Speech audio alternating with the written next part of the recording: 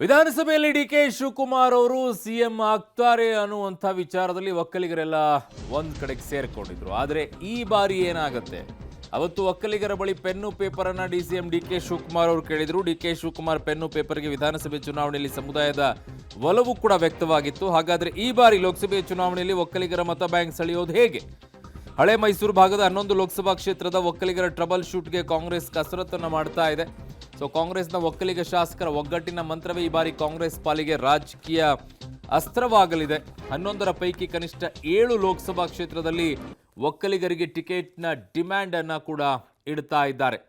But ಆಗ CM ಮಾಡ್ತೀವಿ ಅಂತ ಡಿ ಕೆ ಶಿವಕುಮಾರ್ ಅವರು ಹೋದಾಗ ಸಿಎಂ ಆಗಲಿಲ್ಲ, ಡಿ ಸಿ ಎಂ ಆದರು. ಈಗ ಆ ಜನ ವೋಟ್ ಹಾಕಿದಂಥ ಜನ ನೀವು ಸಿ ಎಂ ಆಗಲಿಲ್ವಲ್ಲ ನಾವು ವೋಟ್ ಹಾಕಿದ್ದಕ್ಕೆ ಅಂತ ಅಂದರೆ ಕಾಂಗ್ರೆಸ್ ಹೇಗೆ ಲೆಕ್ಕಾಚಾರಗಳನ್ನು ಹಾಕ್ಕೊಳ್ಳುತ್ತೆ? ಈ ಬಾರಿ ಮತ್ತೆ ಶಾಸಕರು ಹೋಗಿ ಅದನ್ನೇ ಕೇಳಕ್ಕೆ ಸಾಧ್ಯ ಆಗುತ್ತಾ?